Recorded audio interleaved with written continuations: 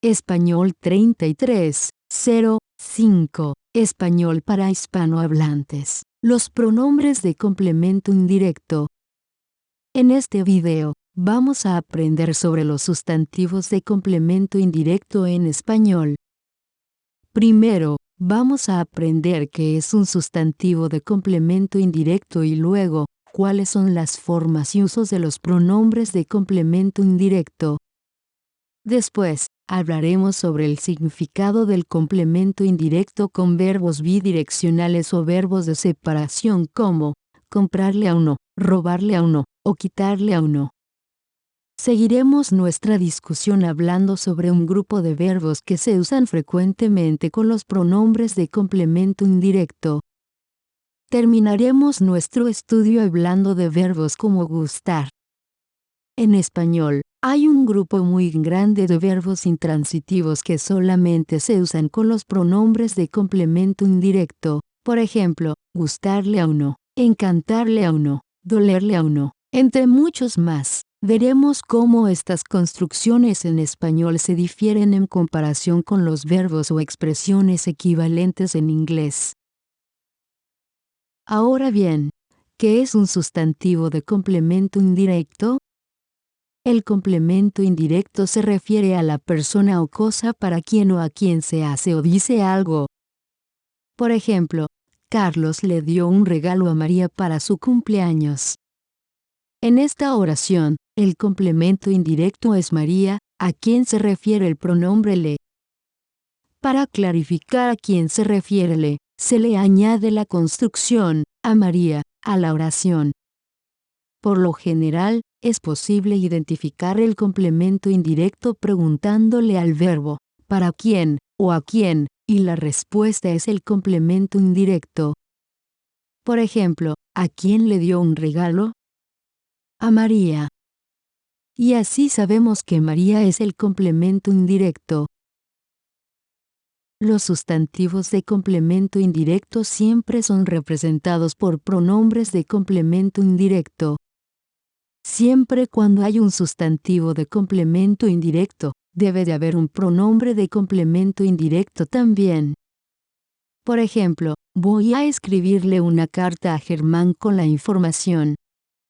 En esta oración, la palabra le y la construcción a Germán se refieren a la misma persona. Otro ejemplo es, Benito le pidió una botella de champán al mesero. Al mesero sirve para clarificar a quién se refiere la palabra le en esta oración. Otro ejemplo es, Pedro quería ocultarme la verdad a mí. A mí, en esta oración se refiere a me, que es el pronombre del complemento indirecto del verbo ocultar. Ahora bien, vamos a hablar sobre la pronominalización con sustantivos de complemento indirecto. Los sustantivos de complemento indirecto siempre son representados por pronombres de complemento indirecto acompañados muchas veces con la construcción a más sustantivo. Por ejemplo, yo le entregué el periódico a Roberto. En esta oración, la palabra le es un pronombre de complemento indirecto. El sintagma preposicional, a Roberto, sirve para indicar a quién se refiere el pronombre le. Fíjese que siempre cuando hay un sustantivo de complemento indirecto en una oración, hay que tener un pronombre de complemento indirecto. Por lo tanto, la oración, yo entregué el periódico a Roberto, no se considera gramaticalmente correcta. A continuación se ven los pronombres de complemento indirecto en español. Fíjese en que los pronombres de complemento indirecto son muy parecidos a los pronombres de complemento directo. Las únicas formas diferentes son las de la tercera persona, singular y plural, le y les, respectivamente. Como ya mencioné, en las oraciones que tienen un sustantivo de complemento indirecto, muchas veces se usa el sintagma preposicional a más sustantivo para clarificar el significado del pronombre de complemento indirecto en la oración. Por ejemplo, a mis amigos, a los niños o a mi hermana.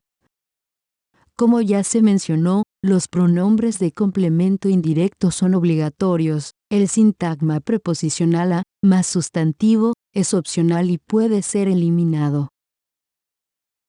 La pronominalización. Vamos a examinar más a fondo el proceso de eliminación y reemplazamiento de los sustantivos de complemento indirecto con pronombres de complemento indirecto. Consideremos el ejemplo a continuación. Maria gave the apple to her teacher. Esta oración se traduce al español como, María le dio la manzana a su maestra. En esta oración, María es el sujeto gramatical. Antes del verbo vemos el pronombre de complemento indirecto le. La manzana es el complemento directo. Y a su maestra sirve para indicar a quién se refiere le, en esta oración. Ahora bien, consideremos las siguientes variantes de esta oración en inglés. Maria gave the apple to her. En esta oración, eliminamos to her teacher y reemplazamos teacher con el pronombre circunstancial her. Esta oración se traduce al español así: María le dio la manzana a ella. Ya como aprendimos, a ella es un complemento circunstancial o el complemento de una preposición. A ella también sirve para clarificar a quién se refiere le, tal como a su maestra en la otra oración. Fíjese en que, a ella, aparece entre paréntesis. Esto indica que es opcional y que lo podemos eliminar. Así que, se puede decir simplemente, María le dio la manzana. De nuevo, el pronombre de complemento indirecto es necesario o requerido, mientras que la expresión, a ella, no lo es. Ahora bien, ya como dijimos, la manzana es el complemento directo de la oración. Si quisiéramos eliminar la palabra la manzana, la tendríamos que reemplazar con el pronombre de complemento directo la. Ya que el pronombre de complemento indirecto es obligatorio, no lo podemos eliminar. Ahora bien, si quisiéramos decir Maria gave it to her. en español, el resultado sería, María se la dio. Fíjese en que el pronombre, le o les, se convierte en se, antes de los pronombres de complemento directo lo, la, los, o las. También es importante notar que el pronombre de complemento indirecto viene antes del pronombre de complemento directo cuando se usan los dos en la misma oración.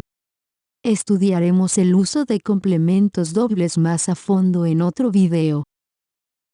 El significado del complemento indirecto con verbos bidireccionales o de separación. Significados del complemento indirecto.